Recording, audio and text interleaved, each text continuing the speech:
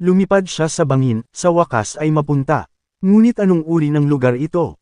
Paano makaalis dito? Ano ang dapat niyang gawin? Biglang nagsimulang lumitaw ang kakaibang liwanag mula sa dilim. Ito ay tiyak na isang uri ng kaaway na pagtanto ni Sam.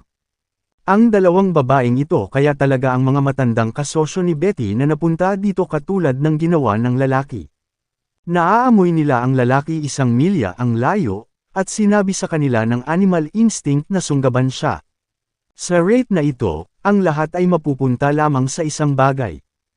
Hindi niya matitiis ang pressure na ito ng matagal. Hindi na makatiis si Kuya Charisma. Ilang uri ng kapangyarihan, ilang uri ng liwanag ang sumili sa harapan ng kanilang mga mata, na nagpabulag sa kanila. Matibay siyang tumayo at sinabing hiniling nila ito, at lahat ng susunod na nangyari ay nasa kanilang konsensya.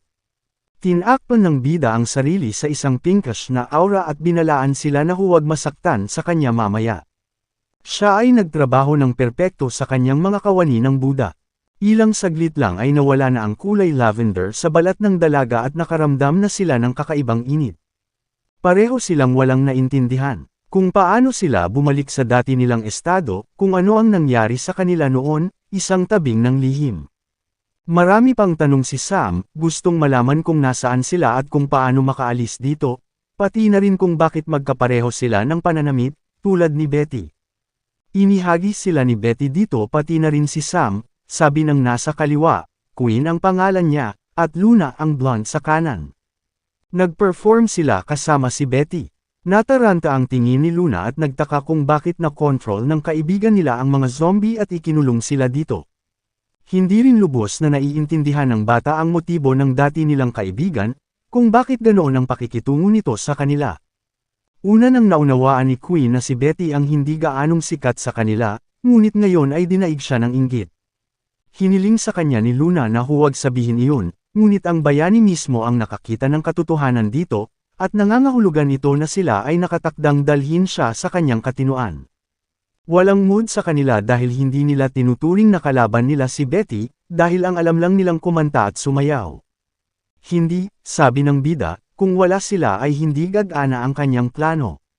Dapat silang naruroon dito. Sumang-ayon sila sa kanya sa parehong sandali, ngunit hindi nila alam kung paano makaalis dito. Kinuha ng lalaki ang telepono at sinabing aayusin niya ito kaagad. Pagkatapos ay tinawag niya si Lisa at ibinigay ang kanilang mga coordinate. Ilang sandali pa, biglang may bumagsak sa dingding na may bumagsak sa likuran nila. Walang pakialam si Sam, mukhang kilala naman natin kung sino itong bisita. At ang aming kaibig-ibig na propesor na nakahiyos, si Lisa, ang bumagsak sa dingding gamit ang kanyang mga kamay at natagpuan sila sa ganoong paraan.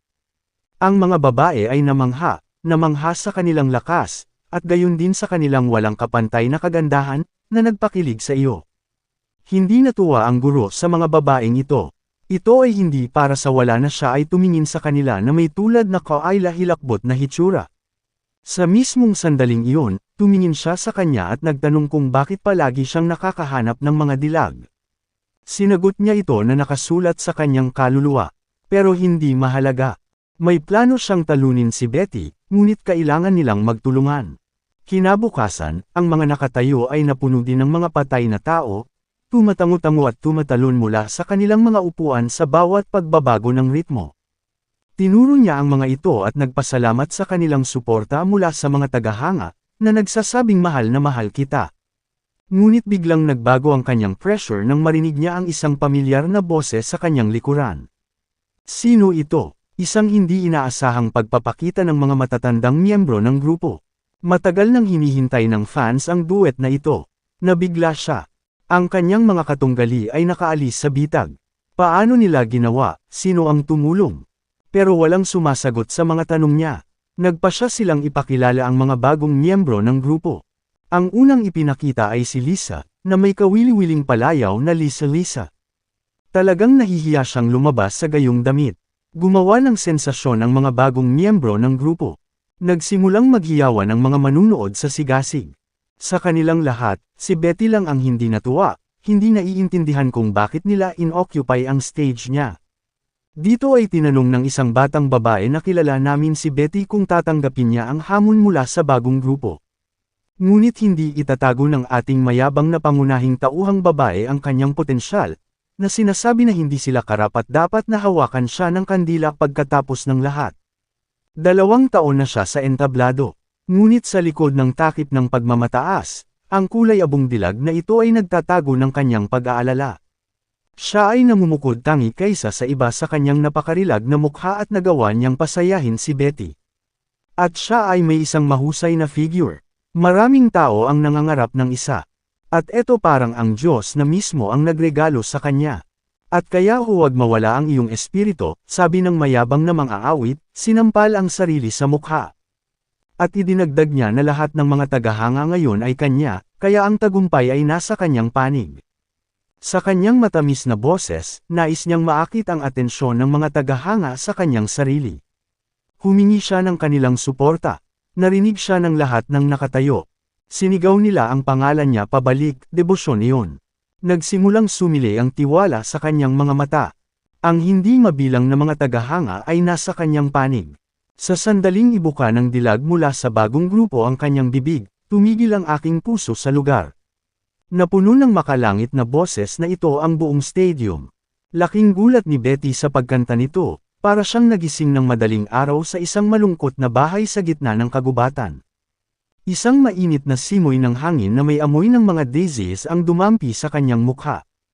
At ang mga ibon ay umaawit ng isang sonata sa umaga.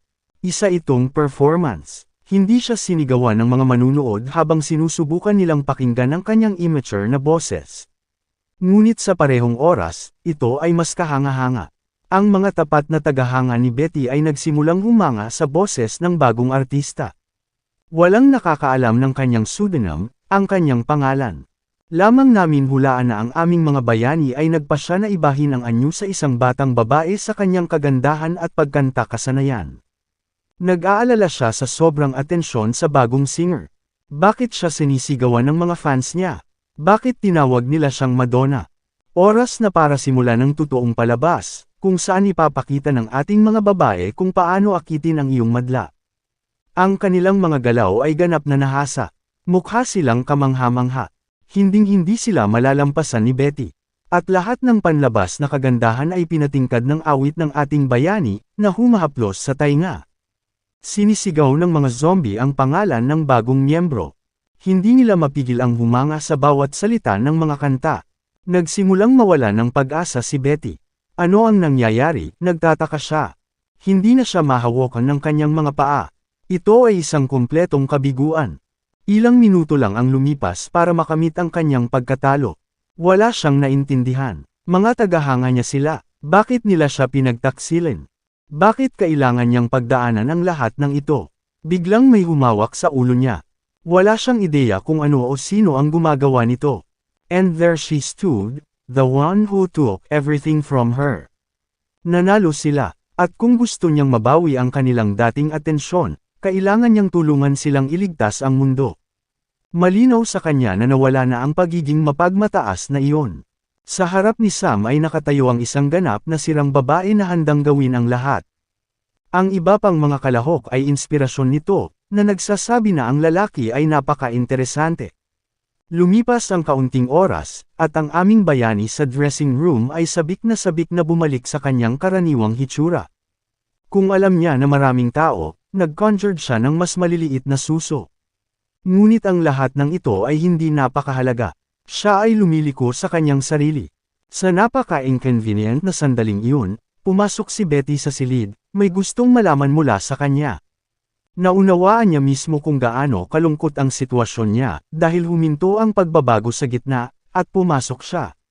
Sinubukan niya ang kanyang makakaya upang pisilin ang impormasyon tungkol sa kung paano niya nakuha ang gayong atensyon mula sa mga tagahanga. Nag-alala ito ng husto, ngunit hiniling pa rin niya sa kanya na lumabas at maghintay habang nagpapalit siya ng damit. Bueno, masyadong naiinip si Betty, ngunit nagpasya siyang tulungan ang batang bituin sa bagay na ito. Ibinaba niya ang kanyang palda, at hindi niya alam kung ano ang naghihintay sa kanya sa itaas ng kaunti. Napabuntong hininga siya dahil sa nakita niya. Pagkatapos ng lahat, ang pagbabago ay nagsimulang kumilos sa lugar na ito. Sumagot si Sam na ito ang pinagmulan ng alindog at tinanong kung gusto niya itong subukan. Napahiya siya, namumula ang pisngi niya sa pananabik. At sa nanginginig na boses, sinabi niya na hindi siya nang ahas na tumanggi. Lumapit sa kanya si Sam at nagsimulang bamulong kung handa na ba siya. Matagal na siya, damaloy ang pawis ng pagkalito sa kanyang mapupulang pisngi. Hindi niya maiwasang tanggapin na napakaganda ng babaeng ito, kahit medyo mukhang lalaki. Ngunit ang mga huling salitang ibinulong nito sa kanyang tainga ay dapat mag-iwan sa kanya sa pagkabigla. Tama ang hula niya, siya ang lalaki. Kung ano ang sorpresa niya, siya lang ang nakakaalam. Sa labas ng dressing room, maririnig ang mga hiyawan na humihiling sa kanya na huminto. Ngunit hindi napigilan ng bida. Hindi inaasahan ng blonde na ang dalawang ito ay mabilis na makakahanap ng common ground, at lalo na sa ganoong lugar. Idinagdag ni Queen, kagat-kagat at dinidilaan ang kanyang mga labi, na ang lalaki ay napaka-maaasahan, mas mahusay kaysa sa lahat ng mga lalaki na nakita niya. Halos ganoon din ang iniisip ni Lisa. Nakita niya sa kanya ang higit na pagiging maaasahan at lakas kaysa sa naiisip nila. Samantala, ang pagkuha ng mga selula ng ina ay puspusan. Nahihirapan siyang huminga. Kung tutuusin, nakatagpo siya ng ganoong lalaki. Inutusan niya itong maging matyaga. Kung tutuusin, idolo siya ng maraming tao. At tinutulungan niya siya sa pag-uunat. Sila lang ang nag-ambala ng ibang dilag na nag-iisip na hindi patas kung si Betty lang ang tinutulungan niya. Hindi tulad ni Lisa, hindi na nila ito matiis. Kung tutuusin, gusto rin nila. Hindi inaasahan ni Betty na papasok sila. How dare they? Napatigil niyang sabi. Sumagot sila na nagkaroon sila ng lagaslas. Nangyayari ito sa lahat. Pagkatapos ng lahat, sila ay isang koponan, at ang gayong kagalakan ay kailangang ibahagi. Napangiti ang kapatid at tinanong kung mayroon silang unspoken rule tungkol dito. Sumagot si Queen na, syempre, mayroon at palaging mayroon. At nalalapat din iyon sa iyo, Sam.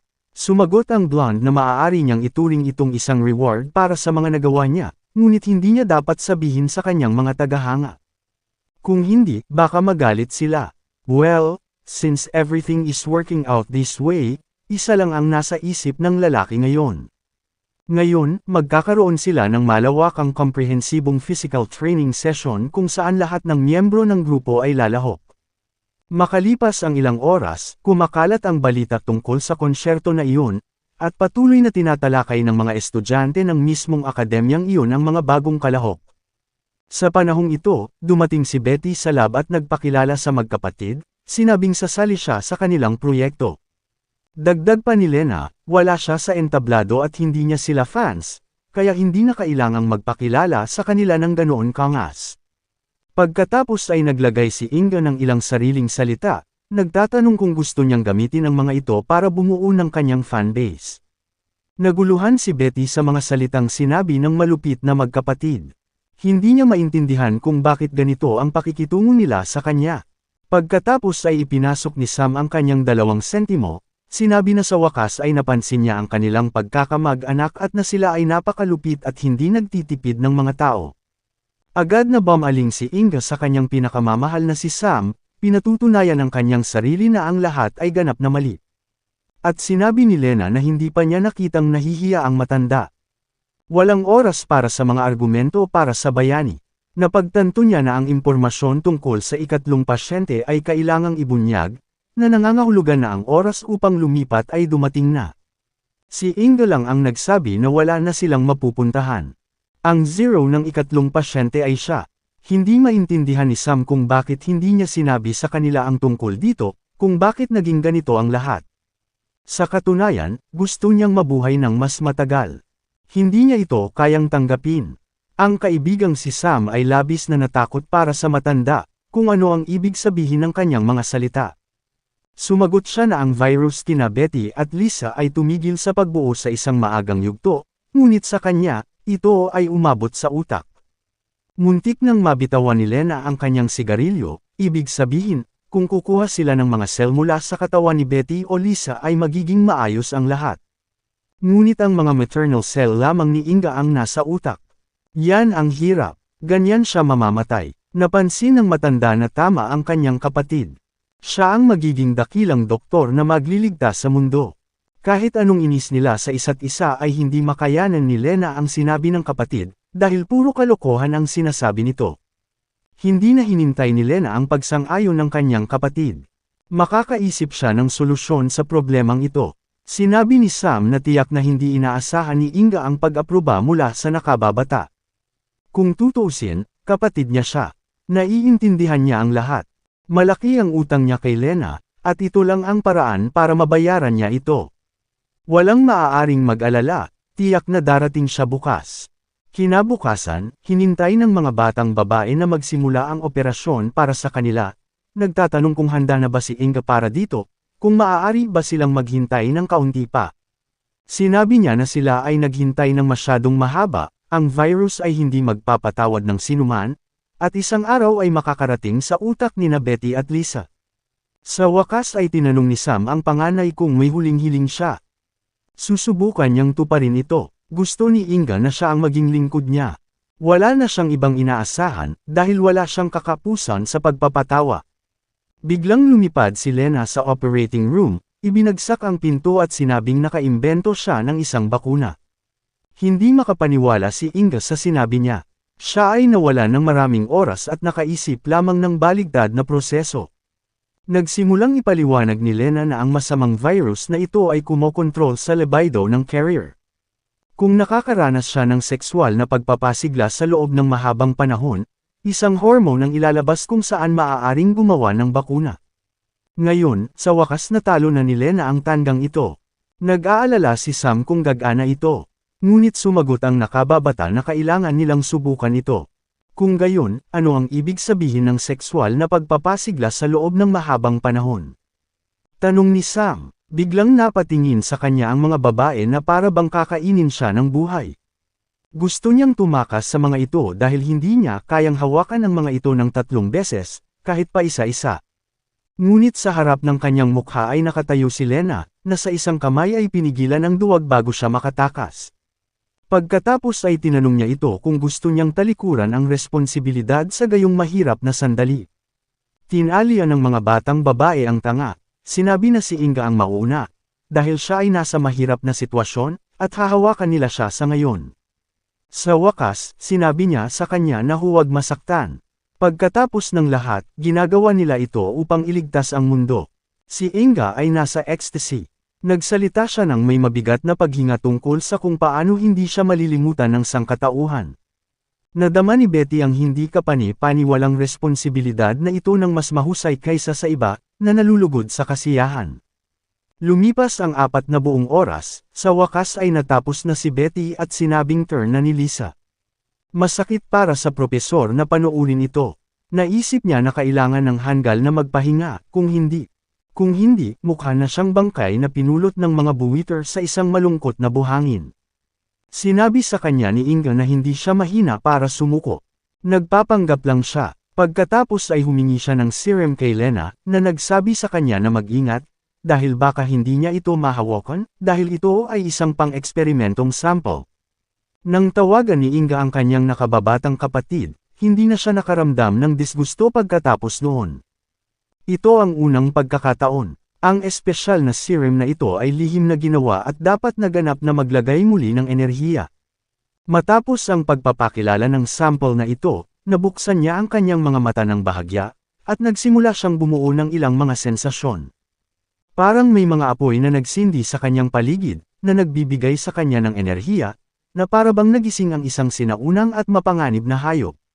Well, ngayon na si Sam. Ngayon ay parurusahan niya ang natitira. Nakayuko sila sa isang sulok dahil sa takot. Sinabi niya na ang gayong reaksyon ay karaniwan, at kapag nawala ang epekto, babalik ito sa normal. Kaya ganyan, sabi ni Sam, at tutulungan mo ako dito. Hayop kakatapos ko lang sa kanya at eto na naman. Gabi na, hindi na nila natapos. Sa bilis na ito, gagawa sila ng maraming bakuna. Pagkatapos ay lumabas si Lena sa operating room, halatang pagod na pagod sa pagtingin sa palabas na ito. Pagkatapos, nilapitan siya ni Samantha, gustong malaman kung paano napunta ang lahat, kung paano ang bakuna at lahat ng iba pa. Sinabi ni Lena na maaari silang mag-party, naging maayos ang lahat, kung walang mangyayari, Malapit nang maging handa ang bakuna. Nais malaman ni Samantha kung paano naruroon ang lahat at tinanong kung maaari siyang pumasok at makita para sa kanyang sarili. Ngunit nagpasya si Lena na bigyan ng babala ang batang babae, dahil mas mabuti para sa kanya na huwag makita ito, para sa kanyang sariling kapakanan.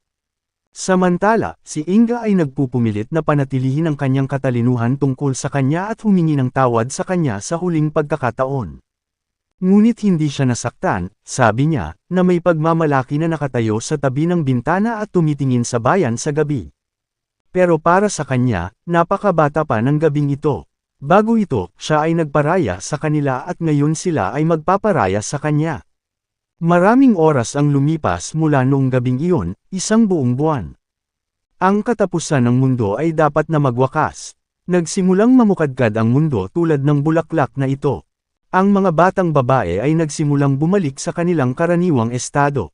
Nagsaya sila sa tuwa. Samantala, ang balita ay nagsisimula nang mawala ang bangungot na virus na umalipan sa buong mundo. Ngunit ang gobyerno ay nagre-rekomenda na ang mga mamamayan ay ihiwalay ang sarili sa ngayon, lahat para sa kanilang sariling kapakanan. Tuwang-tuwa si Sam na natapos niya ang kanyang pangatlong misyon at hindi man lang gumastos ng ganoong kalaking lakas. Pagkatapos ay lumapit sa kanya si Lena, naalala kung paano niya sinabi na hindi siya mula sa mundong ito.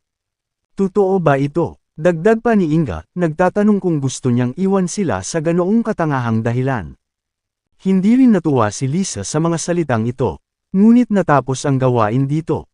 77 pa ang naghihintay sa kanya at may bumukas na portal sa likod niya. Nagulat si Samantha. Ano yun? She asked. Pagkatapos si Betty, na nag-isip na ito ay hindi kapani-paniwalang teknolohiya, ito ay sorpresa sa kanyang mga tagahanga. Pagkatapos ay sinabi niya nang may panghihinayang na sila ay ganap na tama. Natapos na niya ang kanyang misyon dito at oras na para pumunta siya sa ibang mga misyon. Tutol si Inga, gusto niyang sumama sa kanya. Pero tinanong niya kung bakit gusto nitong sumama sa kanya. Natuklasan niya ang bakuna, hindi ba niya gustong umunlad sa lugar na ito? Siya ay napahiya, ngunit nabigyang katwiran ang kanyang pagnanais sa pagsasabing gusto niyang mag-aral ng medisina sa ibang mga mundo. Napansin ni Lena kung paano natakot ang matanda na sabihin ang totoo. Lalo siyang natakot nito. Pagkatapos ay lumakad siya sa likuran ng kanyang kapatid na babae, sinabi na kung ang kanyang paypong kapatid ay pupunta sa isang lugar, nangako siya sa kanyang ama na babantayan siya nito. Nais din ni Betty na sumama sa kanya, dahil maaari siyang maging isang idolo sa ibang mga mundo. Hindi rin tutol si Samantha, dahil nakatanggap siya ng kapangyarihan at gusto niyang gamitin ito sa kabutihan. At si Lisa ay hindi laban dito, dahil ang lahat ay pupunta at siya ay pupunta. Saka ano pa hinihintay nila, sabi ng kapatid. Mag-empake ka ng mga damit mo, baka makarating tayo sa oras ng hapunan. Samantala, nakatanggap siya ng bagong card kasama si Betty, na may epekto sa pag-arte. Home sweet home, sabi ng bata nang pumasok siya sa Divine Space. Tuwang-tuwa din ang mga babae, dahil akala nila ay kahanga-hanga ang lugar na ito. Hindi makapaniwala si Lena sa sinabi niya. Napunta sila sa ibang lugar.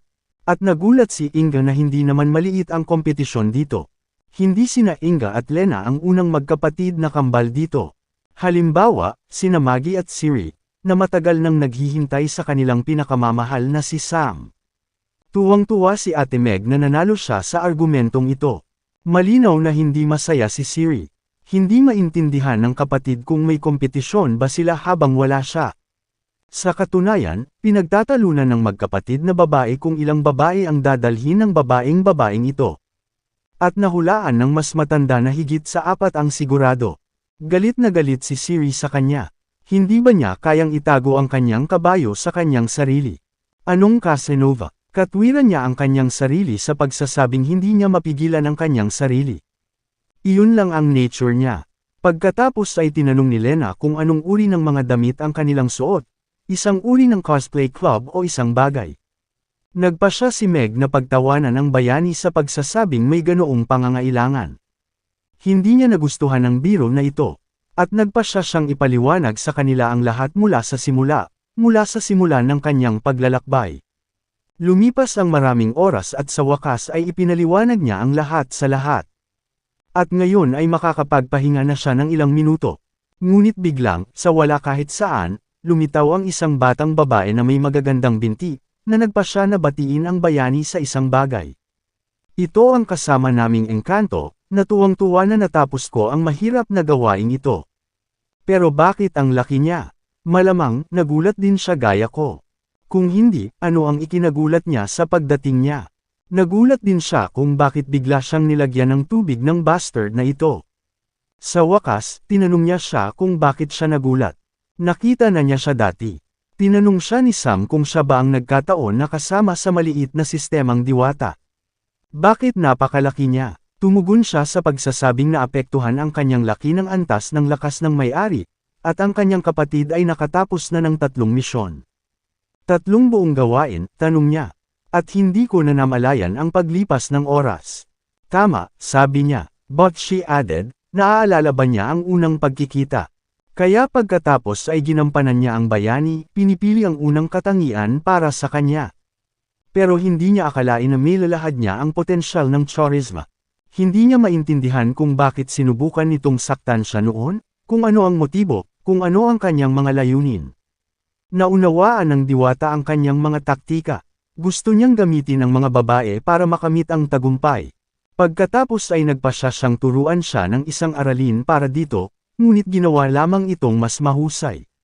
Ngunit sa sandaling iyon, naisip niya na ito ay isang laro lamang na walang ganoon.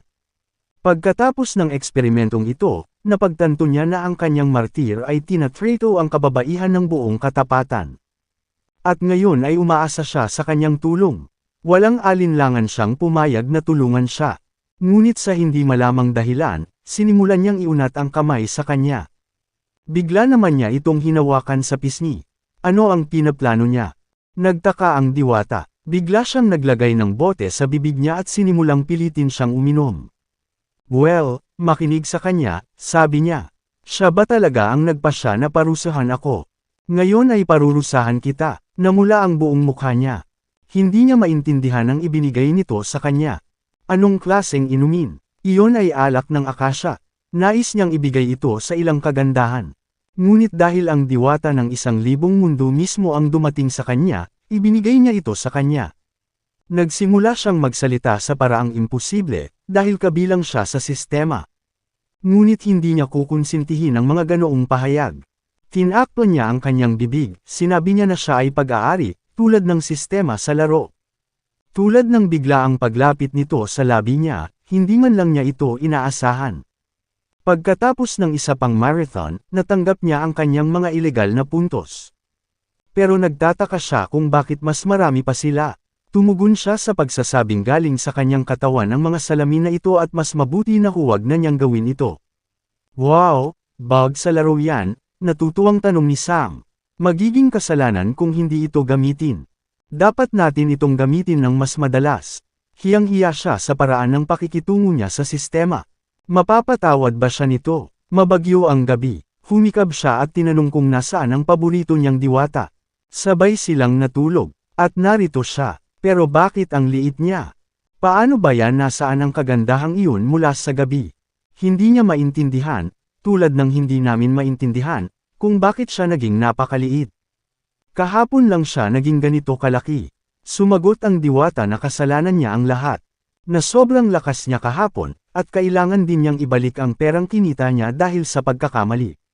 Sumagot siya na hindi siya gumamit ng isang pagkakamali, ngunit nakuha niya ang lahat ng mga puntos sa pamamagitan ng backbreakang na paggawa, at na maaari niyang sipsipin ang kanyang mga puntos.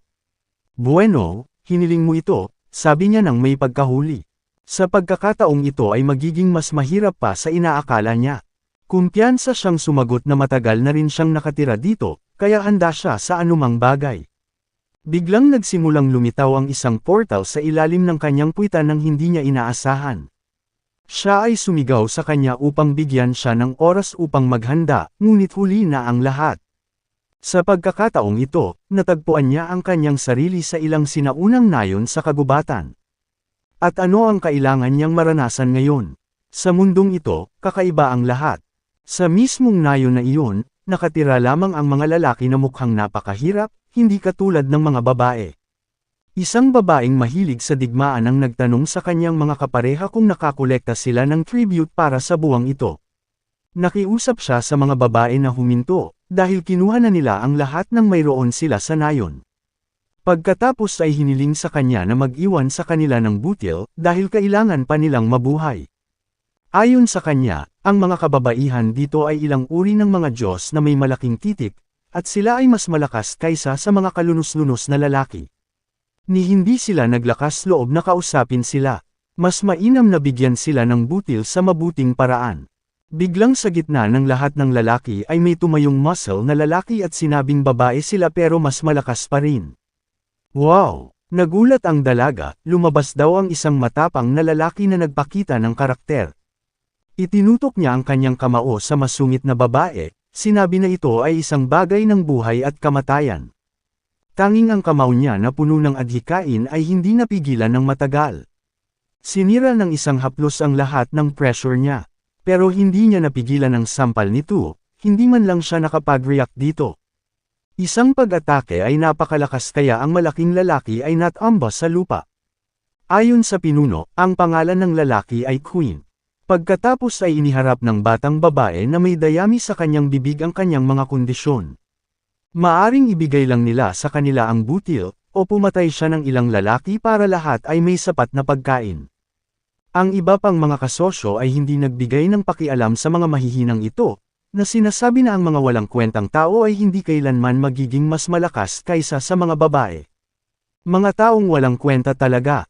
Ayon sa mga paniniwala ng mga lalaki dito, isang makalangit na tao, isang banal na tao, ay dapat dumating na magliligtas sa kanila mula sa gawaing ito. Nasusuka na siya sa mga alamat na ito. Mula sa simula ng panahon, ang mga babae ay higit na nakahihigit sa mga lalaki sa lahat ng bagay.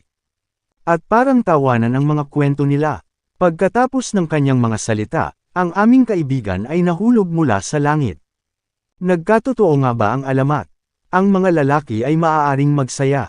Para bang isang banal na parusa ang ibinagsak sa kanya. Pinarusahan siya ng Diyos dahil sa kanyang makasalanang mga salita. Hindi inaasahan ni Sam na babagsak siya sa ulo niya. Napakasakit, sabi niya. Palaging pinapaalis siya ng batang ito at hindi man lang siya hinahayaan na magbihis ng maayos. At tinamaan niya ng pako ang ulo. Walang malay ang mayabang na babaeng iyon. At hindi niya gusto ang anumang mga problema para sa kanyang sarili sa unang lugar. Kaagad pagkatapos noon, nagsimula siyang humingi ng tawad sa kanya para sa kanyang nagawa. Pero hindi niya sinasadya, sumiklab ang gulat sa mga babae. Napansin nila kung paano niya natalo ang pangalawang dakilang reyna. Hindi kaya umiral ang makalangit na tao. Malaki ang problema nila. Kailangan nila ang tulong ng unang dakilang reyna. Matapos ang lahat ng mga takot, kinuha nila ang batang babae at tumakbo sa reyna, na hindi man lang nagkaroon ng oras upang magpaliwanag. Ang pinuno ay hindi makapaniwala sa kanyang mga mata. Natalo na niya ang babae, na nangangahulugang si Sam ang maalamat na makalangit na lalaki na magliligtas sa mga tao. Wala siyang maintindihan sa sinabi ng weirdong ito. Kung tutuusin, hindi naman siya taga-mundo. Oo tama, sabi ng lalaki. Noong unang panahon, ang mga babae ay inilalagay kaysa sa mga lalaki.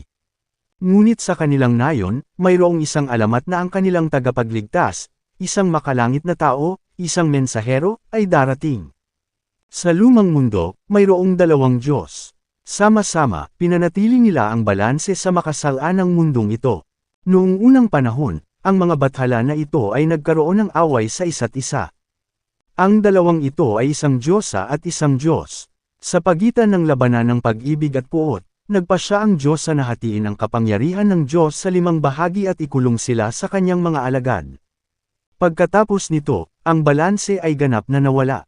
Ang mga lalaki, na nawala ng proteksyon mula sa kanilang patron, ay nagsimulang hamina sa harap ng mga kababaihan, at pagkatapos ay naging pamantayan ito. Nasanay na ang lahat. Sa wakas ay nagsimulang maunawaan ni Sam kung bakit puro lalaki ang nakatira sa nayong ito. Paano ang tungkol sa alamat? Tanong ng isang naguguluhang Sam, nakaluhod sa harap ng hepe. Sinasabi ng alamat na ang isang lalaki ay mahuhulog mula sa langit na magpapanumbalik ng dating balanse at mananakop sa mga kababaihan. Ipinatong ng kapatid ang kanyang kamay sa kanyang puso at sinabing hindi niya naiintindihan ang kalahati ng kanyang sinabi, ngunit gusto niyang tulungan sila. Ang kapangyarihan ng Diyos ay natatakan sa pinakamalakas na alagad ng Diyosa. Lahat sila ay mga reyna ng iba't ibang kaharian. Si Sam lang ang makakatalo at makakakolekta ng kanilang kapangyarihan. Hindi talaga mahilig talunin ng bida ang mga babae, pero handa niyang gawin ito para iligtas ang mundo. At saan niya sila hahanapin? Tanong niya, sa kasamaang palad para sa amin, ang bawat kaharian ay napakalayo sa isa't isa. Ang pinakamalapit na bandidong reyna, si Maya, ay maraming nasasakupan, at nangongolekta sila ng parangal mula sa mga nayon. Dahil dito, mahirap ang pamumuhay ng mga lalaki dito. Biglang may pumasok na lalaki sa kwarto na may dalang balita. Masama ang mga pangyayari, sigaw niya. Papalapit na si Reyna Mia sa kanilang nayon. Sinabihan ng matanda na tumakas si Sam. Siya ang huling pag-asa ng mga lalaki, ang huling kaligtasan. Pipigilan nila ang mga bandido. Ngunit ang bayani ay hindi atras sa kalagitnaan. Kung tutuusin, nakatadhana siyang makilala siya. Samantala, isang matinding labanan ang nagaganap sa nayon, na hindi nakatakdang manalo ang mga lalaki. At narito ang aming kagandahan, Maya. Hindi tulad ng lahat ng bandido, maganda siya. Pero heto siya, hinahanap ang mismong lalaking nagtaas ng kamay sa babaeng iyon. Ang isa sa mga lalaki ay isang matigas na baliw at sinabi na hindi niya sasabihin sa asong ito ang anumang bagay. Napansin niya ang katapangan nito at sinabing ibibigay niya sa kanya ang kamatayan kung iyon ang gusto nito. Ngunit kukuha pa rin siya ng ilang lalaki para sa interogasyon. Ngunit hindi na kailangang tanungin ang sinuman. Lumitaw si Sam sa likod niya, hulaan na hinahanap siya ng dilag na ito. Sa kabutihang palad, napansin ng Reyna ang kanyang cute na mukha at sinabing isasama siya nito. At may gagawin silang hindi kapanipaniwala sa mga babae. Sa kauna-unahang pagkakataon, nakita ng mga babae na ang kanilang Reyna ay interesado sa isang lalaki, at siya ay talagang isang gwapong lalaki, dagdag pa ng isa.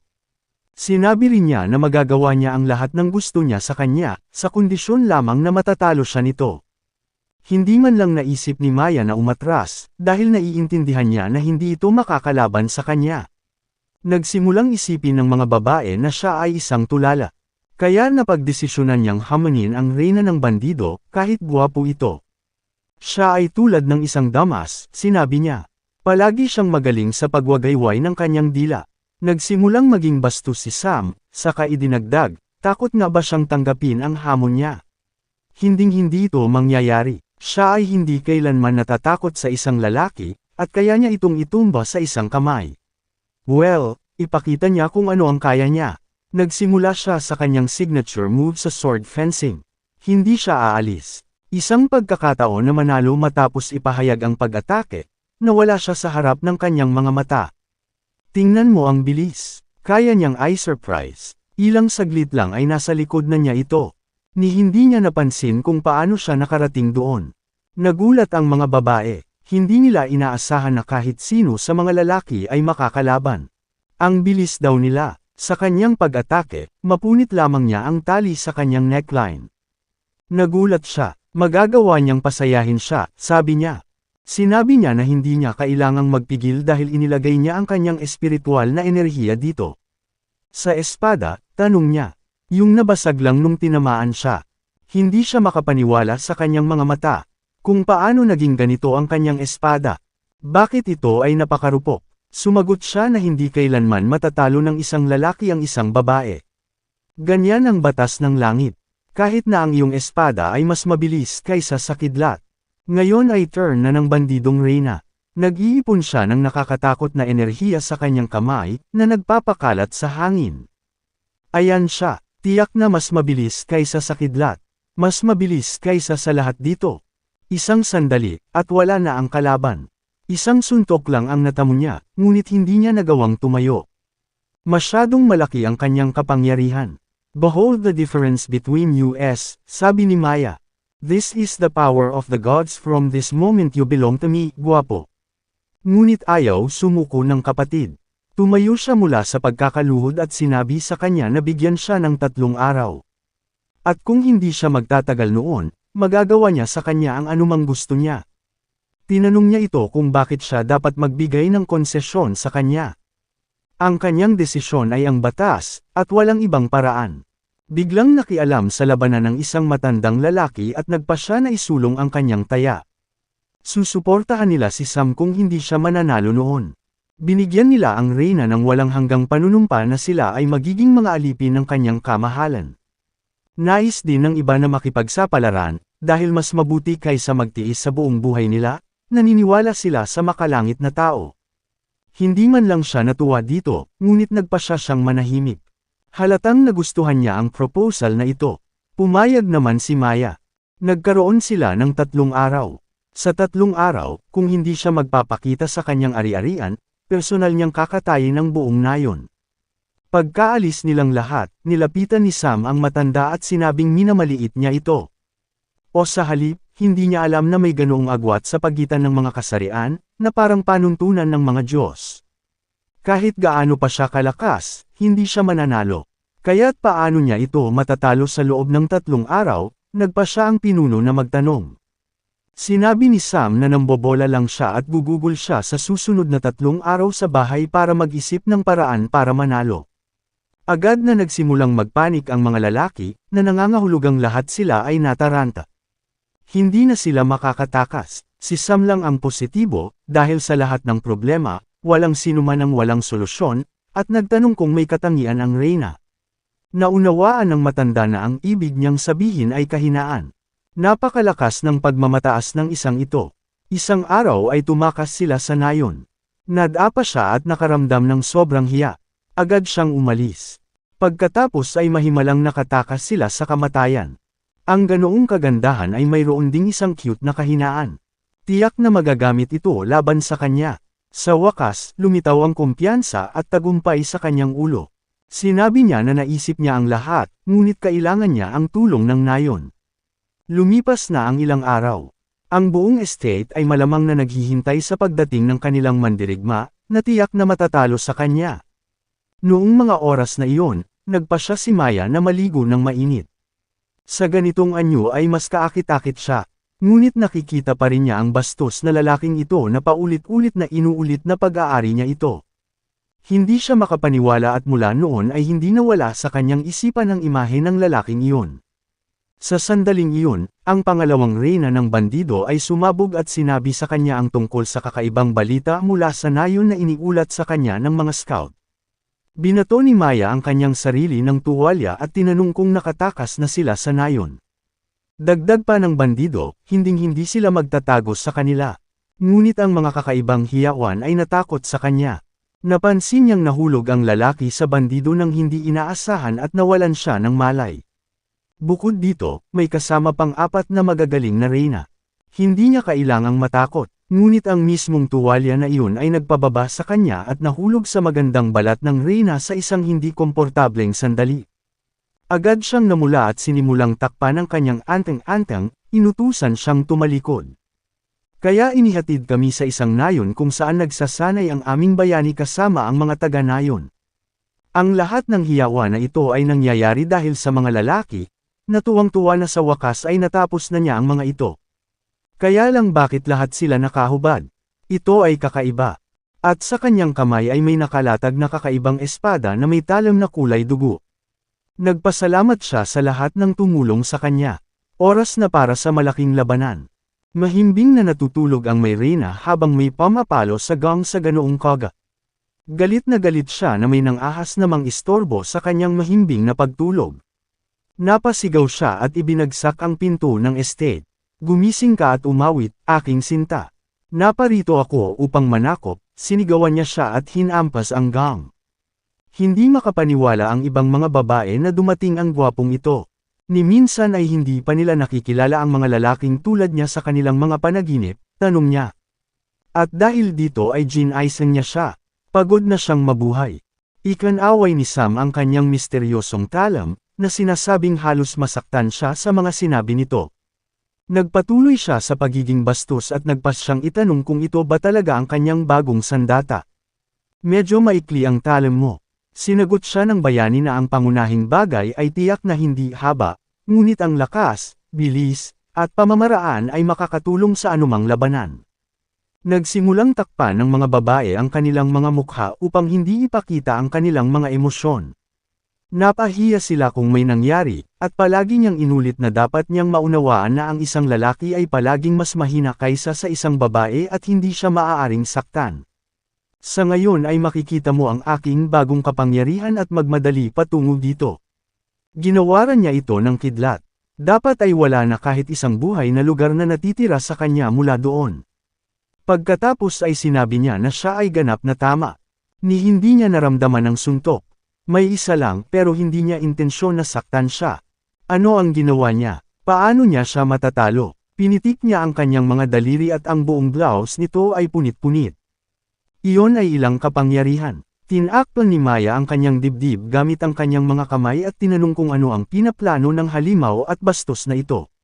Sumagot siya na nagawa niyang gawing perpekto at magsanay ng isang bagong pamamaraan ng fencing, at nakakuha din ng talim ng damit na hindi nakapipinsala sa buhay, ngunit mahusay sa pagsira ng damit. Ang espadang ito ay ginamit ng isang dakilang monghe na hindi kailanman nasugatan ang kanyang mga kaaway ngunit palaging nananalo. Ngunit hindi iyon napakahalaga. Ang mahalaga ay naniniwala sa kanya ang mga lalaking ito. Ang matanda ay naniniwala sa kanya dahil siya lamang ang kanilang pag-asa, siya lamang ang makapagliligtas sa kanila. Tsaka siya lang ang may damit. Dahil lamang sa kanilang mga damit ay nagawa niyang magsanay ng talim at pamamaraan. Napagtanto niyang huhuberin siya nito, ngunit hindi niya namalayan na may magbabago pala ito. Sumagot siya na hindi man lang siya nahihiya na magpakita sa ganoong kalagayan sa harap ng kanyang mga nasasakupan. Nasaan ang kanyang karangalan? Sinabi ng dilag na ipapakita niya sa kanya kung saan nagpapalipas ng taglamig ang crayfish, na idinidirekta ang kanyang pag-atake sa kanya. Pag-atake ng pag-atake, muli siyang lumayo sa kanya, ngunit muli niyang nagawang putulin ang kanyang mga damit. Ang mga batang babae ay hindi makapaniwala na siya ay nagsusuot ng gayong damit na panloob, at na siya ay may napakagandang balat, bagaman sinabi niya na hindi niya ito inalagaan. Ganun ba talaga siya kaina? Inutusan sila ni Maya na tumalikod sa kanya para walang makatingin sa kanya ng ganito, pero idinagdag pa ni Sam na ang susunod na suntok ay tuluyang malalantad sa kanya. Galit na galit siya, malinaw niyang itinulak siya sa puntong gusto niyang tapusin siya ng walang awa. Itinuon ng Reyna ang kanyang enerhiya sa pamamagitan ng pagdiin sa mga palad ng kanyang mga kamay. Ang puwersang ito ay nagpabilis ng hangin ng mas malakas kaysa dati. Hindi makapaniwala ang mga bandido na ginagamit niya ang pamamaraang ito. Dadalhin ba talaga siya ng gwapong lalaki sa ganito? Isang dragon fist ang sumusugod sa kanya. Nasa malaking panganib siya. Paano siya makakatakas sa atakeng ito? Ang epekto ay lumikha ng isang napakalaking pagsabog na lilipulin ang buong nayon ng mga tao. Anong init ng apoy, sabi ni Sam. Tanging ang gayong pag-atake ay hindi makakahawak dito. Mahirap para sa kanya na tanggapin ito. Makakaya nga ba ng isang lalaki ang kanyang pinakamalakas na suntok? Oo, pumayag siya. Ang pag-atake ay malakas, ngunit hindi kasing epektibo kumpara sa kanya, at pagkatapos ng mga salitang ito, ganap niyang pinunit ang lahat ng damit nito. Naiintindihan nila na hindi pa siya natatalo, ngunit parang malapit na siyang sumuko.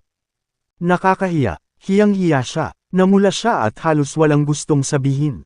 Yun lang, natalo siya, nagpasya siya na tumanggi siyang ipagpatuloy ang obscurantism na ito. Sinubukan siyang pigilan ng kanyang kapatid, na sinasabi sa kanya na igalang ang mga tuntunin ng kanilang away.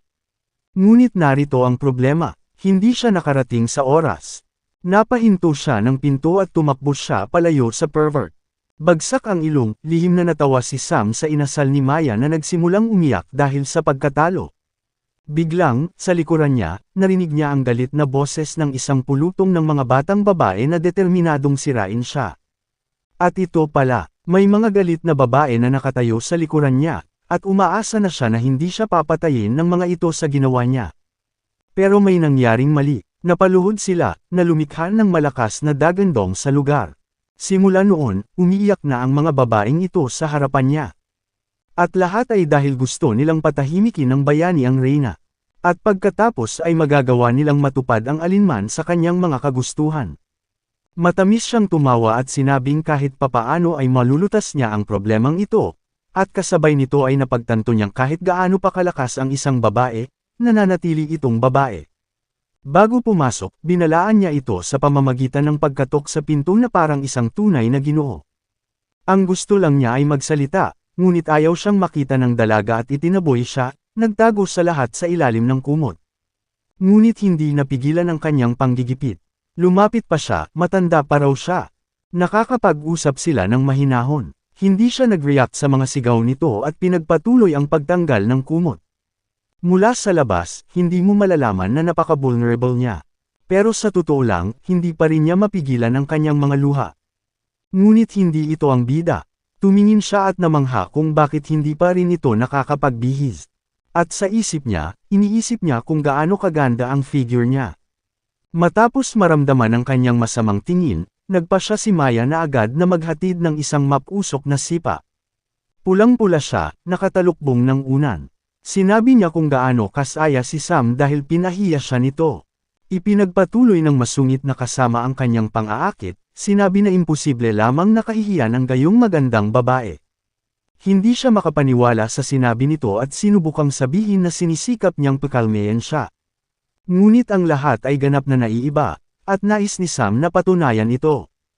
At alam mo na ito sa iyong sarili. Kaagad pagkatapos ng kanyang mga salita ay sinundan ng isang mapusok at mapangahas na halik ng kanyang suntok, na labis na ikinagulat niya. Bueno, hiniling mo ito, sabi niya, ibinagsak siya at tumataas sa kanya. Napagtanto ni Maya na siya ay nanalo pagkatapos ng lahat, na nangangahulugan na ang anumang pagnanais ay nasa kanyang panig. Ang gusto niya ay interesado siya. Ang kanyang hangarin ay iligtas ang lahat ng tao sa mundong ito, na ang ibig sabihin ay alisin ang 4 na tatak.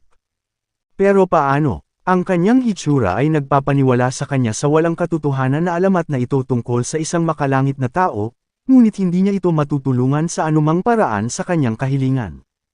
Itinuloy niya ang pagdiin sa kanya, na sinasabing ayaw umano nitong tanggapin ang mga tuntunin ng pagkatalo.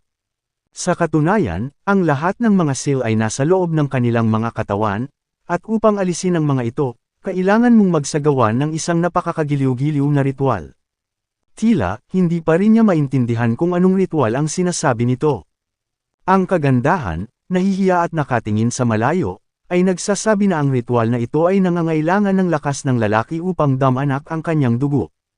Hindi pa rin niya maintindihan ang sinasabi nito, kung paano saktan ng lalaki ang babae kung ipinagbabawal ng langit. Nagsimulang ipaliwanag ng Reyna na hindi niya kailangang manakit, kundi magbuhos ng dugo, magkaroon ng anak. Ngunit gayunpaman, wala siyang naiintindihan. Pinatahimik niya ito sa pagsasabing gagawin niya ito hindi para sa kanyang sariling interes, ngunit para lamang sa natupad na kondisyon. Bigla siyang nagsimulang magpakita ng inisyatiba. Ngunit ang gayong makapangyarihang babae ay hindi papayag na ang isang sikupan ay nasa itaas niya. Ang iba pang mga batang babae ay nagsimulang tumingin sa kanilang lihim na lugar, hindi maintindihan kung saan nakuha ng mga lalaki ang kanilang mga kwento. Lumipas na ang kalahating oras, at ayon sa mga babae, hindi pa rin moari ni Maya kung ano ang ginagawa niya rito. Nawalan na ng pag-asa si Sam. Nagsimula siyang magtanong kung naiintindihan ba niya ang kanyang ginagawa. Napasigaw siya at sobrang nahihiya. Ito ang unang pagkakataon na nakakita siya ng mga ganoong kwento. Ngunit ngayon ang lahat ay malapit nang mangyari. Wala pang isang segundo ang lumipas pagkatapos ng kanyang mga salita, nang ang isang haligi ng liwanag ng hindi kapani-pani walang lakas at kapangyarihan ay tumama sa kalangitan. Natuwa ang mga babae. Hindi nila naiintindihan kung sino ang lumikha ng kakaibang liwanag na ito. Ang haligi ng liwanag na ito ay nakikita sa lahat ng panig ng mundo. May nangyaring hindi kapani-paniwala, halatang natuwa ang matandang pinuno. Nakilala niya ang gayong tao sa kanyang buhay. Ito ay bababa sa kasaysayan. Nagsimula na ring yakapin ng mga lalaki ang kanilang mga sarili at magsaya. Nagtagumpay sila, ang makalangit na tao ang kanilang bayani. Gayunpaman, may mga hindi natuwa tungkol dito. Halimbawa, ang may-ari nitong nakakatakot na halberd. This will be our next target, who is very unhappy that this fool Maya allowed the seal to release. Lumipas ang oras, at sa kaharian ng mga tulisan, gabi na. Tanging sa ari-arian ng aming kagandahan, ang liwanag ay nasusunog pa rin. Samantala, isang pulutong ng mga naiinggit na bandido ang nakatayo sa pintuan sa umaga at tinitigan ito, naghihintay ng bago. At habang nanunood sila, tinatangkilik ng kanilang pinuno ang lahat ng bagong bagay na ito sa bawat tulak. Gusto nang tumigil ni Sam. Dahil siguradong hindi madaling gawin ang ganito sa unang pagkakataon, naintindihan niya mismo ito. Sa lahat ng oras niya sa mundong ito, napagtanto niya na ang isang malakas na babae ay nagbibigay sa kanya ng higit na kapangyarihan. At ngayon kailangan na niyang pagbutihin ang karanasan ng walang katapusang magic. Nakaupo siya sa posisyong lotus at nagliyab. Isang korona ng apoy ang lumitaw sa itaas niya. Ito ang kanyang bagong kapangyarihan. Biglang, natagpuan niya ang kanyang sarili sa isang walang katapusang disyerto, kung saan sa gitna nito ay nakatayo ang isang batong altar na may isang batang babae na nakakadena sa mga tanikala. Ang babaeng ito ay labis na nakakadena sa mga tanikala na ito. At mula sa kanyang punit-punit na damit, masasabing matagal na siyang nandito. Biglang naputol ang mga tanikalang ito, na parang lubod na nakahawak sa tulay sa daan-daang taon. Nagmamadaling bumaba ang dalaga, ang kanyang katawan ay parang balahibo na tahimik na nahuhulog sa mabuhanging sahig. Mabuti na lang at nahuli siya ng bida, tinanong kung okay lang ba siya, kung normal lang ba sa kanya ang lahat. Bahagyang itinaas niya ang kanyang mga talukap, na inihayag ang mga pulang ruby na mata. As it turned out, nakilala niya si Sam, dahil sigurado siyang pupunta ito dito sa kanya. Hindi niya naiintindihan ang mga salita nito dahil hindi pa niya ito nakilala, at hindi pa sila nagkita. Sa katunayan, kamukhang kamukha niya ang dati niyang kaibigan. Tadhana ba ang nagtagpo sa kanila, tanong niya. Pagkatapos ay tumingin siya sa maling haligi na tinawag niyang lugar ng tatak. Nagulat siya dahil nasira ang isa sa mga selyo, at narito ito. Maaari ba talaga itong pareho? Nagulat siya sa dami ng kaalaman ng babaeng kulay abo na ito. Saan niya nalaman ang tungkol dito? Nang ang mismong Diyos na iyon at ang kanyang kapangyarihan ay natatakan, ang Diyosa ay nagsimulang labis na nagsisi sa kanyang ginawa, at nag-iwan lamang ng isang piraso ng kanyang kaluluwa sa pag-asa sa mismong lalaking iyon na tutulong sa kanya. Agad na naging malinaw sa kanya na ang kagandahang ito ay ang mismong Diyosa, ngunit ang lahat ay hindi gaanong simple. Siya ay isang piraso ng kanyang kaluluwa, at ang kanyang pangalan ay Lindsay. Ang mga kadena sa kanyang puting nyebe na mga binti ay nalaglag tulad ng mga tanikala kanina. Nagtaka si Kuya Sam kung ano ang ibig sabihin ng mga gapos na iyon sa kanyang mga kamay at paa. Ayon sa batang babae, ang mga kadena na ito ay kumakatawan sa mga sail. Tinanggal niya ang isa, aalisin niya ang tatlo pa, at ilalabas niya ang kapangyarihan ng Diyos at ibabalik ang balanse ng kapangyarihan. Gayunpaman, hindi pa niya ito lubos na naiisip. Siya ay orihinal na mag-aalis ng lahat ng mga selyo, ngunit isang bagay ang bumabagabag sa kanya. Naging interesado siya sa labis na bumabagabag sa kanyang bayani. Kung bakit hindi siya komportable. Kung tutuusin, hindi siya komportable kapag may babaeng nakaharap sa kanya na kalahating hubad at hinihiling niya itong magbihis. She also felt awkward, but in reality, they don't need clothes since mag-isa lang sila dito at hindi niya ito matutulungan. Iniisip niya kung paano siya tutulungan nito, lalo na sa mga basahan.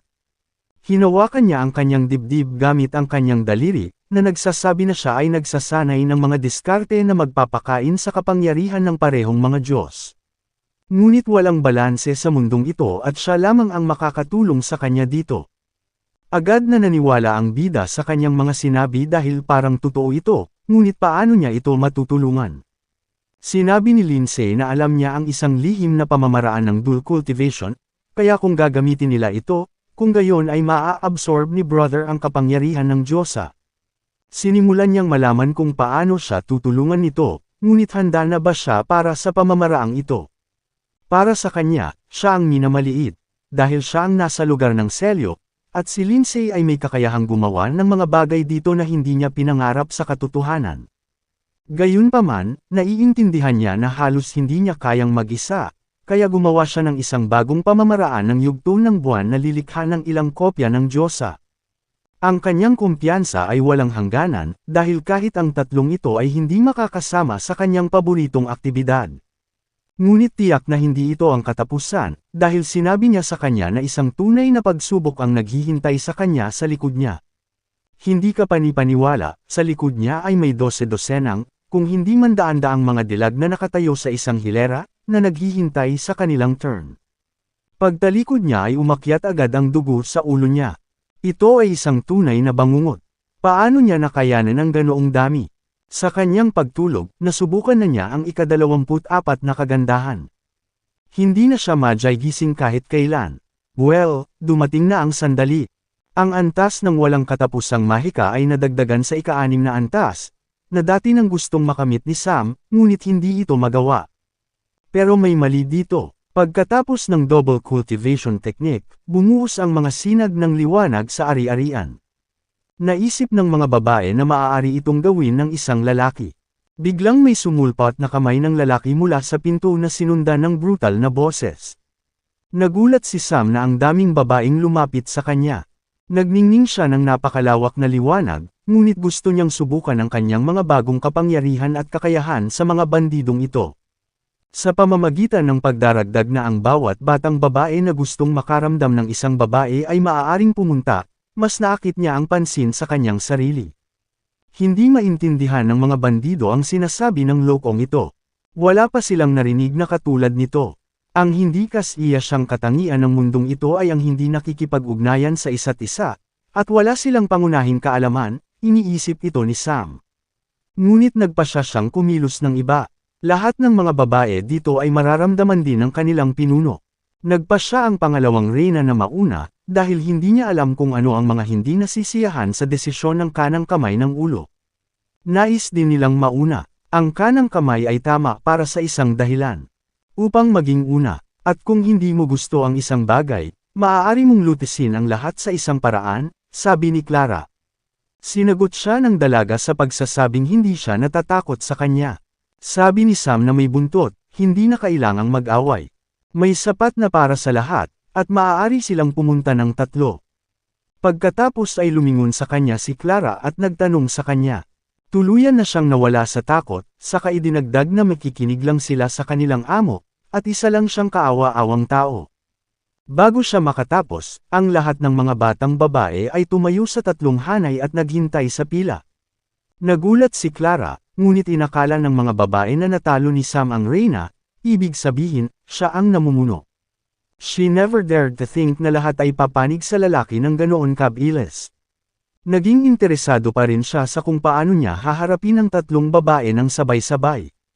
Ngayon ay ipapakita ko sa iyo ang lahat, sabi niya, at pagkatapos ay inimbitahan niya siya sa estate.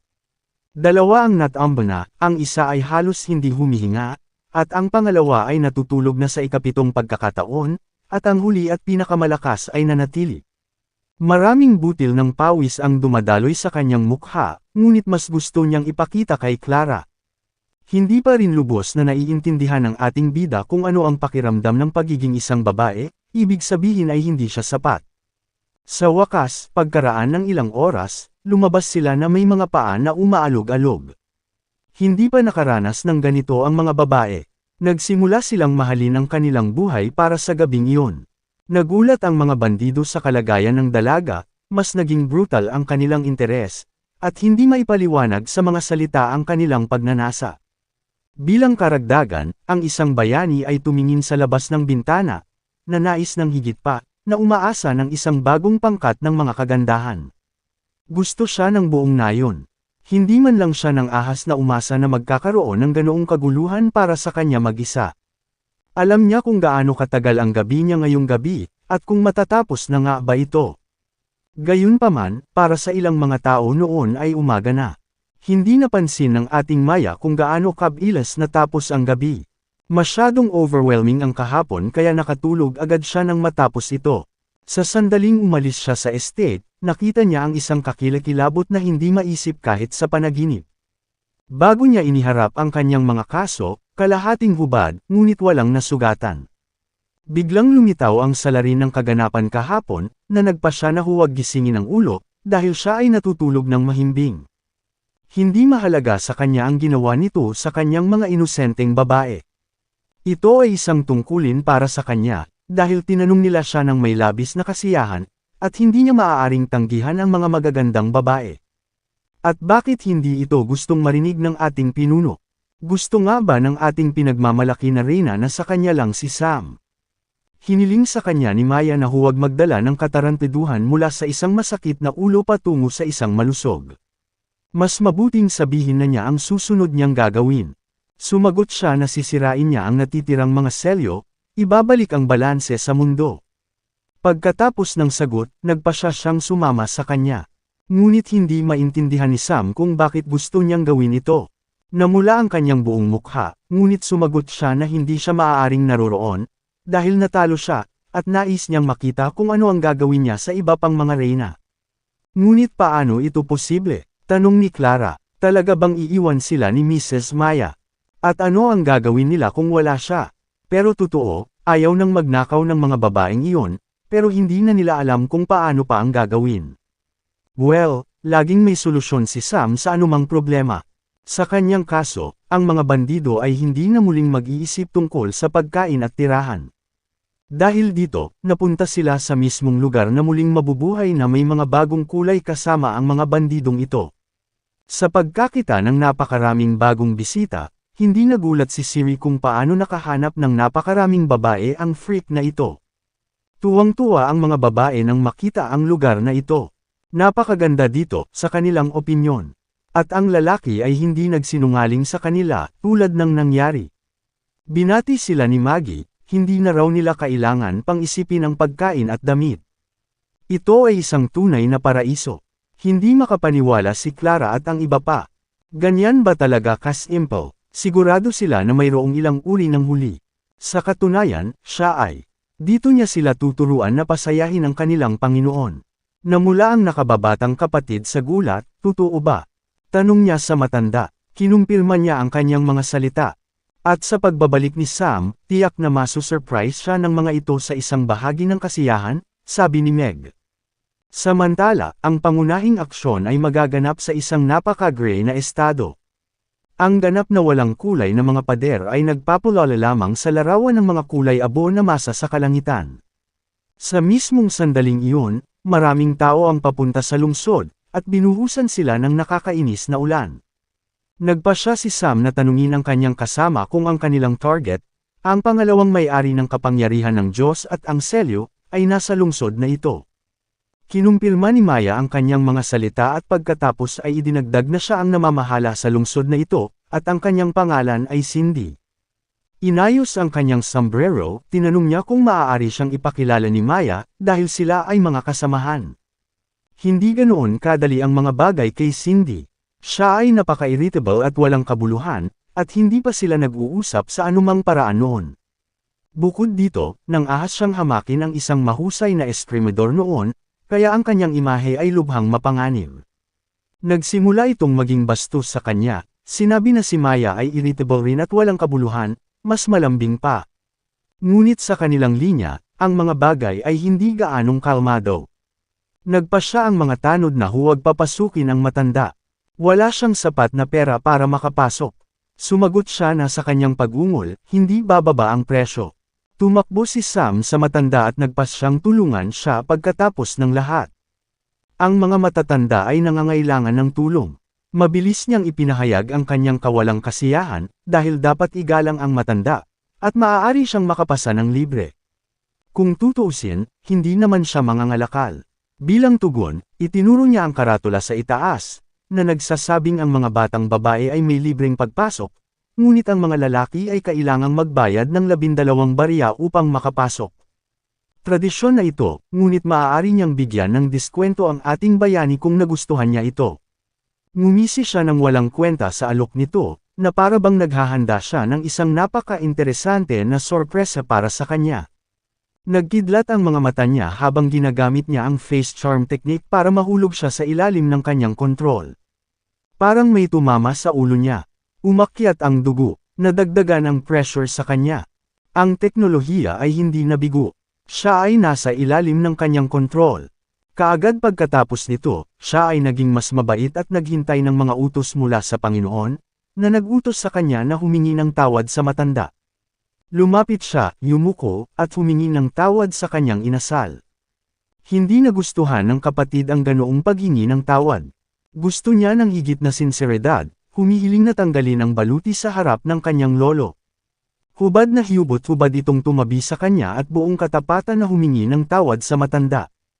Ayon sa lalaki, nabuhay siya ng 70 taon, at sa buong panahong iyon ay wala siyang nakitang batang babae na humingi ng tawad sa kanya. Hindi niya nabuhay ng walang kabuluhan ang buhay na ito. Hiniling sa kanya ni Maya na ihinto ang pagganap at magpatuloy sa paglipat, ngunit naniniwala siya na ginawa niya ang lahat ng tama. Sa wakas, nagsimulang gumalaw muli ang linya, at unti-unting lumalapit ang mga bayani sa pasukan. Ngunit biglang pinigilan ng matanda si Sam para magpasalamat sa tulong nito. Sumagot siya na kaya niyang alagaan ang kanyang sarili, at pagkatapos ay maaari niyang isipin ang tungkol sa amin. Pero hindi mapigilan ang pressure niya. Ang mga aklat na ito ay naglalaman ng lahat ng kanyang kaalaman at karanasan. Dati siyang pastol, at pagkatapos ay naging pantas na nangolekta ng 4 na aklat tungkol sa pag-unat, mga 18 galaw ni Bruce Lee, Mike Tyson Publishing House, tungkol sa mga ugat ng matandang puno, at kung fu ng lotus. Dahil lamang sa kaalamang ito nabuhay siya sa ganitong edad. Napakahiwaga ng matanda. Well, dahil napakabait ng matanda, iginalang ng bida ang kanyang kabaitan. Ngunit idinagdag ng matanda na ang isang mabuting tao ay nangangailangan ng mabuting kaalaman, sabi ng lalaki, na bumabati sa kanya ng swerte. Nagulat si Maya sa tawag ng matandang pastol na ito sa kanyang sarili. Wala pa siyang narinig na katulad nito. Natawa din siya at hindi naniwala sa sinabi ng gala. Ngunit napakahalaga para sa kanya na makahanap ng mainit na paliguan at malambot na kama. Natatakot siya na hindi magiging madali para sa kanila na makahanap ng bubong sa kanilang mga ulo. Ang kanyang mga salita ay nakumpirma ng mga palatandaan sa bawat hotel, na nagbabawal sa mga hayop at lalaki na pumasok. Ang may-ari ng hotel ay lumabas at ipinaliwanag sa kanila na ang mga lalaki ay hindi maaaring dumaan, dahil ang mga silid ay hindi uupahan pagkatapos nila. Bagaman may ilang mga pribilehiyo para sa batang ito, maaari siyang manatili sa kanyang silid, sabi ng tagapangasiwan ng bahay tuluyan. Hinawakan ni Maya ang kanyang kamay, sinabing gagawin nila ng walang ganoong mga panukala, at kinaladkad si Sam. Ngunit idinagdag niya na walang ang magpapasok sa kanila, at ang kanyang mga pinto ay palaging bukas para sa kanila. Lumipas ang oras, at nahanap ng ating bayani ang kanyang sarili ng isang kahangahangang mainit na paliguan, kung saan hindi inaasahan ng mga lokal na beauties na makakita ng ganitong gwapong hunk dito. Akala ni Sam ay hindi niya sila iistorbohin, dahil shared baths ito, shared lahat. Isang dilag na may kulay mint na buhok ang naliligo ng mag-isa sa bathtub, at naging interesado siya sa itsura nito. Tinawag niya ang sarili niyang Sarah, at hindi niya inaasahan na makakatagpo siya ng pangahas na maglalakas loob na pumasok dito. Pagkatapos ay tinanong ni Sarah ang pangalan ng bastos na kasama. Siya ay naging pipi at hindi sumagot, ngunit nagpasya pa rin siyang maging bastos sa kanya, na sinasabi sa kanya na hulaan ang kanyang pangalan. Anong kalokohan? Napansin ni Sarah na wala siyang manners, masyado siyang masama. Sumagot siya dito na may karapatan siyang pumasok dito, at may karapatan din siyang hindi sabihin ang kanyang pangalan. Hawak ang mabilis na pagsingaw ng tubig sa kanyang mga kamay, sinabi niya na mas mabuting humanap siya ng isa pang pool, dahil sinasanay niya ang mga diskarte sa sunog dito, ang temperatura ay patuloy na tumataas, at ang mga lalaki ay isang marupok na tao. Pagkatapos ay nag-propose siya ng taya sa kanya. Sino man ang maaaring manatili sa tubig ng mas matagal, at siya ang nanalo. Argumento, sino ka para makipagtalo sa akin? Ano ang maibibigay mo sa akin? Tanong ni Sarah sa kanya. Ipinagmamalaki niya ang kanyang mga balikat at inilagay ang kanyang kamay sa kanyang dibdib. Sinabi na siya ay magiging alipin niya kapag natalo siya sa kanya. Sa mismong sandaling iyon, tinawag niya ang dalaga para taasan ang temperatura ng tubig para ipakita kung gaano ang pagitan ng isang lalaki at isang babae. Nagtawanan ng mga babae sa likod niya at nagbabala na hindi sila mananagot sa kanya kapag nawalan siya ng malay. Tila, nagpasya siyang labanan ito ng tuloy-tuloy at hiniling na magdagdag ng init, ngunit sa kaibuturan niya ay napapansin niya na maaari lamang niyang dein ang isang babae sa mundong ito. 10 minuto ang lumipas at ang buong paliguan ay napuno ng hamog at singaw mula sa pool na ito. Masyadong mainit na ang tubig, at halos hindi makahawak ang bida. Ganyan ba talaga kalakas ang lahat ng babae sa mundo? Naaamoy ng ibang babae ang init mula rito, pero nahihirapan silang aminin na kaya ng lalaki ang kahit ano. Maging si Sarah mismo ay umamin na hindi siya mahinang tao, pero hindi siya kalaban ni Sam. Nagpatuloy siya sa pagiging bastos sa kanya, kunwari naiintindihan niya kung bakit hindi nagpupunta rito ang mga lalaki. Gusto nila ng mainit na tubig. Sa tingin ni Sarah ay may tunay siyang pag-asa na manalo, ngunit sinabi niyang hindi siya si Sarah kung matatalo siya sa isang lalaki. Makalipas ang 20 minuto, ilang beses lang tumindi ang nakakatakot na init,